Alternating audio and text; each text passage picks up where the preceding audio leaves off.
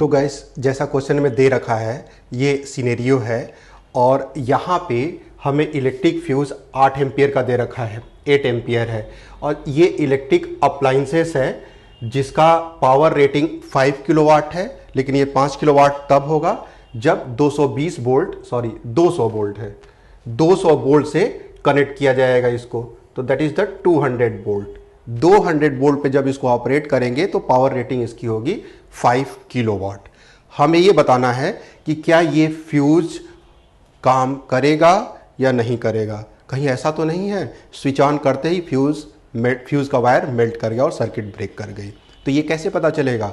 जब आप करंट निकालेंगे कि इस पावर के लिए इस वोल्टेज पे कितना करंट की डिमांड है इलेक्ट्रिक अप्लायंसेस के द्वारा, तो पहले हम लोग निकालते हैं।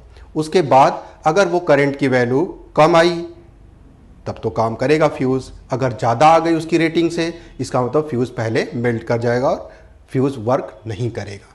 तो जस्टिफाई करना है और हमें आंसर बताना है यहाँ पे कि इसे यूज़ करेंगे या नहीं करेंगे। Can it be use with electrical appliances, yes और नो। इनमें से एक बात बोलनी है, लेकिन हमें पता कैसे चलेगा जब तक हम लोग कैलकुलेट नहीं करेंगे, मतलब जस्टिफिकेशन वाला स्टेप्स नहीं देंगे। तो आप थोड़ा स्पेस छोड़ दीजिए और उसके बाद पहले जस्टिफिकेशन वाली कैलकुलेशन कर लीजिए। तो हेडिंग डाल देंगे हम लोग जस्टिफिकेशन।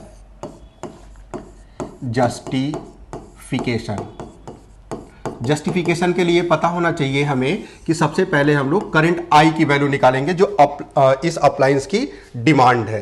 तो फॉर्मूला आपको याद आना चाहिए, P इक्वल्स टू क्या होता है, I इंटू वी होता है। इसका मतलब यहां से I जो डिमांड है अप्लायंसेस की, P बाई वी जो अप्लायंसेस का पावर है और जिस वोल्ट पे वो ऑपरेट होता है। अब वैल्यू प्लेस कर दीजिए, तो I equals to power 5 kilowatt है। अब ये ध्यान दीजिएगा कि बहुत लोग इसे 5 रख देंगे, लेकिन आपको पता होना चाहिए कि 5 किलोवाट एसआई यूनिट नहीं है, उसके एसआई मतलब वाट एसआई यूनिट होती है, तो इसे वाट में कन्वर्ट करना पड़ेगा और 1 किलोवाट 1000 वाट होता है। इसका मतलब यहाँ पे 5 ना रख के हमें 5000 वाट रखना पड़ेगा, डिवाइडेड बाई वी दे रखा है 200 वोल्ट। अब ये वाट बाई वोल्ट एम्पियर हो जाएगा, तो हमें इसकी चिंता नहीं करनी है, सब कुछ एसआई में रखेंगे तो आंसर आई की वैल्यू जो यूनिट होगी एसआई में आएगी। तो यहां से 2 1 जा 2 और 50 को कैंसिल करेंगे तो 25 आ जाएगा। तो जो डिमांड है इलेक्ट्रिक अप्लायंस जो है उसकी 25 एम्पियर डिमांड है। इसका मतलब जब भी स्विच ऑन करेंगे तो तुरंत 25 एम्पियर करंट चलेगा। लेकिन क्या परमिट करेगा इलेक्ट्रिक फ्यूज? बिल्कुल नहीं। उसका वायर क्या कर जाएगा, मेल्ट कर जाएगा। मतलब फ्यूज कह रहा होगा ओवरलोडिंग हो चुकी है, औकात से ज़्यादा करंट डिमांड किया जा रहा है और वो फ्यूज कर जाएगा। तो ये हमें पता चल गया। यहां पे आंसर लिख देंगे नो,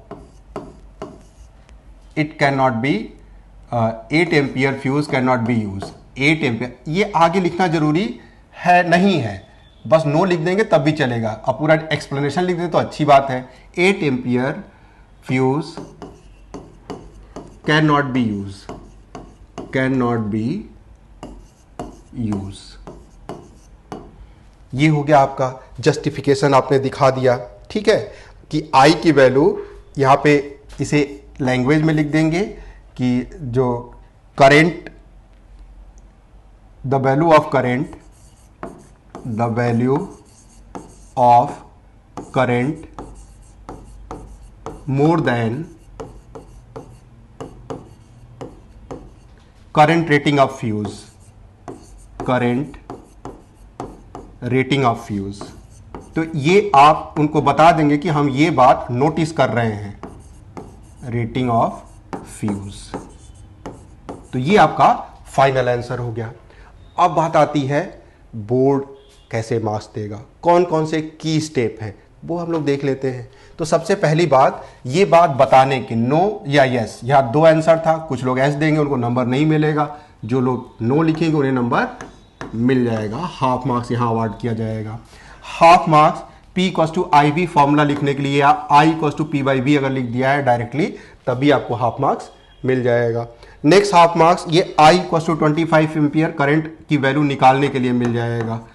और हाफ मार्क्स इस बात को कंक्लूड करने के लिए मिल जाएगा कि आपने उस चीज को रजिस्टर किया है ना अपने स्टेटमेंट से, कि हम ध्यान से देख रहे हैं कि जो वैल्यू करंट की आई है वो करंट रेटिंग से ज्यादा है, तभी हमने वो डिसीजन ऊपर वाला लिया है। तो that is the 2 marks split.